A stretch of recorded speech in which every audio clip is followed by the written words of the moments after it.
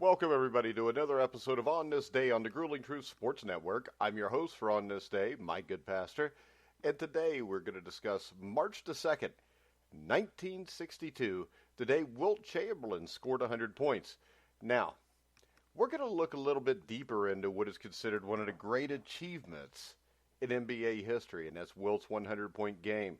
Today, the Grueling Truth is going to look at the truth behind Chamberlain's 100-point game.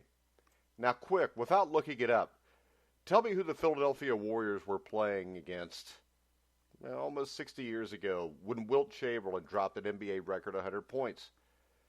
Now, if that's not enough of a challenge, go ahead and name at least two players on the opposing roster and try to make one of them the man who started the game matched up against the Big Dipper. Tough, isn't it? Now, we've been trained to hear Wilt's name and immediately think about the triple-digit figure he posted in the scoring column that March the 2nd, 1962. But we overlook the details. Details that take away from the achievement, controversial as that may be. The answers to the challenges, by the way, are as follows. Wilt was playing against the New York Knicks, a team that entered the game with a 27-45 record and would go on to occupy the second worst spot in the standings that season. Willie Knowles and Richie Guerin were the biggest names of that putrid team. But the man guarding Wilt was none other than Darrell Imhoff. If you completed both of those challenges in successful fashion, kudos to you. You're part of the overwhelming minority. But chances are you've only heard bits and pieces of the 100-point story. They're usually the ones that make Wilt's outing look as special as possible. Don't get me wrong, though, Chamberlain's outing remains one of the most incredible performances in NBA history. And it should say something that Kobe Bryant's 81-point outburst is the closest anyone other than Wilt has ever gotten to the vaunted 100-point mark. Now, however, that doesn't prevent it from being one of the most overhyped events in sports history. Until the context is as widely known as the scoring total, Chamberlain's accomplishments will remain a mythologized achievement, one that gives the Hall of Fame center a little bit too much credit. Now, from the get-go, the Knicks were in trouble going into this game. The Warriors entered the contest with a 46-29 record, while New York was well back, sitting in dead last at 27-45. On top of that, the underdogs didn't even have all of their top personnel at their disposal, a fact that often goes unreported when marveling at Wilt's gaudy scoring figure. Now, the playoff-bound Warriors, who would finish with the league's second-best record, would battle the Knicks, who would have the second worst record.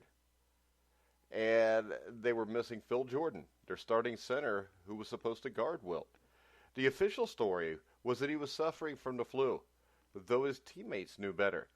The inside scoop was he was hung over, said Darrell Imhoff, the 6'10 center who took Jordan's spot. Imhoff started but played only 20 minutes because of foul trouble. That left Cleveland Buckner, a 6'9 rookie from small Jackson State, and a host of other undersized defenders to contend with Chamberlain. They were clearly overmatched. Now, how's that for a nice setup for a 100-point game? Chamberlain easily could have been expected to explode on that fateful night, as the matchup was perfectly tailored for an evening of domination. But to score 100 points, that still wasn't viewed as something within the realm of realistic possibilities.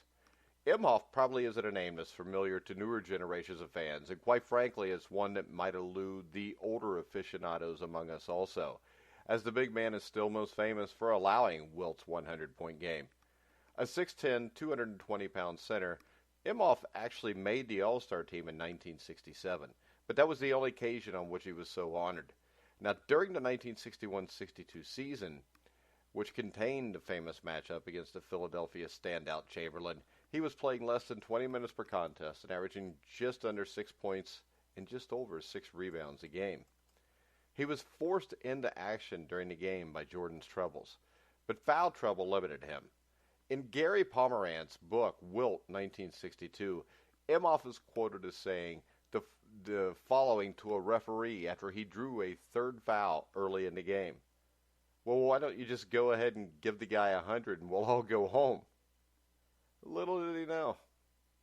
It was Imhoff's second season in the NBA, and that still gave him more experience than Cleveland Buckner.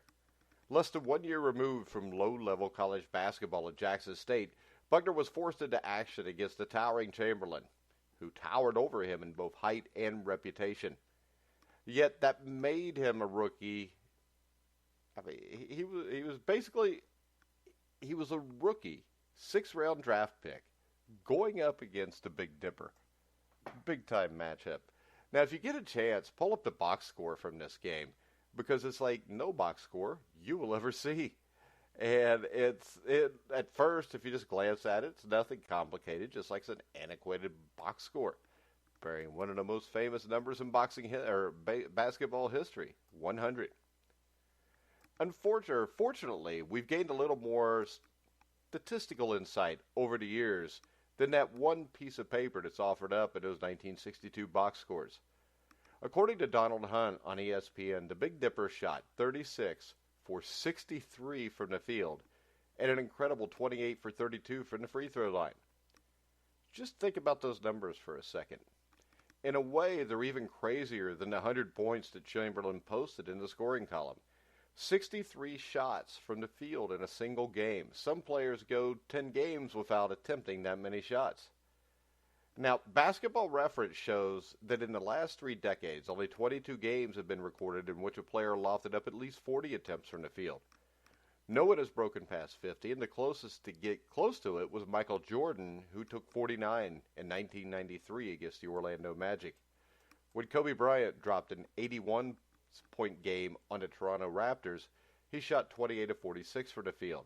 That's 17 shots fewer than Chamberlain took on his legendary night.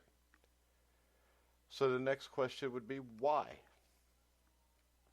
The answer is because the rest of the Warriors did everything they could do to manufacture such a ridiculous outing. Chamberlain admitted as much in his autobiography, Wilt. According to the big man himself, he said, "My teammates wanted me to do it too. They started feeding me the ball even when they were wide open." 2 paragraphs later, he writes, "I really think I shot too often in that 100-point game, particularly in the fourth quarter when everybody was egging me on towards 100. Now, can you imagine the modern-day reaction if players actually started turning their nose up at wide-open shots? We live in a society that crucifies players for manufacturing triple-doubles by taking shots in meaningless situations. Now, the other thing that gets me is the farcical nature of the ending of the game. And from all accounts of how it went down, the Warriors spent almost the entire fourth quarter fouling to get the ball back and force-feeding Chamberlain the ball.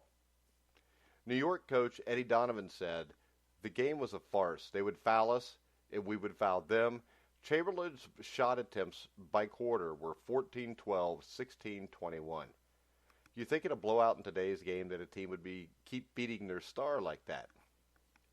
It's one thing for the opposing team to employ a hack-a-wilt strategy.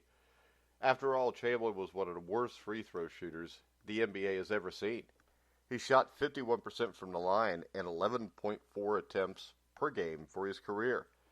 And it's a serious aberration that he was able to knock down 28 of his 32 attempts from the charity stripe that night.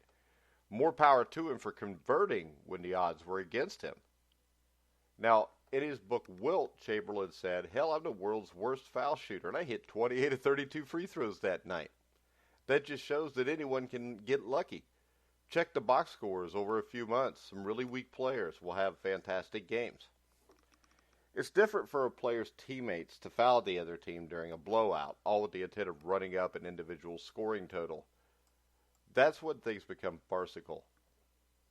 Now, the fouls just piled up as the game got increasingly ridiculous. Both teams were intentionally getting refs to blow whistles, and the Knicks were doing everything possible to run the clock out before Wilt got to triple digits. Frank McGuire, the head coach of the Warriors, even put in his backups during the closing minutes of the fourth quarter, all with the intention of using them to foul New York and get the ball back into Wilt's hands. It's interesting that the relevant pages of Wilt, the book, make absolutely no reference to any of this. Chamberlain writes about the Knicks holding on to the ball almost a full 24 seconds every time they got it late in the game. He mentions that Knowles told him Donovan gave his team explicit orders to freeze the ball and pass up good shots so Chamberlain couldn't rebound, score, and embarrass them. But he never talks about his team employing similarly farcical tactics. I wonder why. Now, this is still an incredible achievement, and even with a lackluster group of centers checking him, his teammates feeding him the ball at the expense of their own numbers, and the game taking on a strange nature as the clock wound down towards triple zeros, he still scored 100 points. That's not an achievement to be taken lightly, regardless of the circumstances. No player in the history of the NBA has come any closer than 19 points from his record setting. And he's generally thought of as the holder of one of sports' most unbreakable records. And I don't want to take away from that. What Wilt did was ridiculous. And it truly deserves to be remembered and reserved for as long as basketball is around. However, context is important in a matter like this. Say I told you that someone had a triple-double last night. You'd think it was impressive, right? Well, now suppose I fill you in with more detail, revealing that the player in question had 10 points, 10 rebounds, and 10 assists. But he also went 5 of 40 from the field and turned the ball over 12 times. Is it still as impressive? That's an extreme case of the record we're currently dealing with. Chamberlain does have a few bits of context to detract from the overall legend of his 100-point outing. But it's still a ridiculously impressive performance. You can never take that away from him, and you shouldn't try. But the next time you're thinking about the center who once broke into triple digits in the scoring column, remember more than just the number of points that he scored. All right, guys, that's on this day for this day, March the 2nd. I'm your host, Mike Goodpastor, and you've been listening to The Grueling Truth, where the legends speak.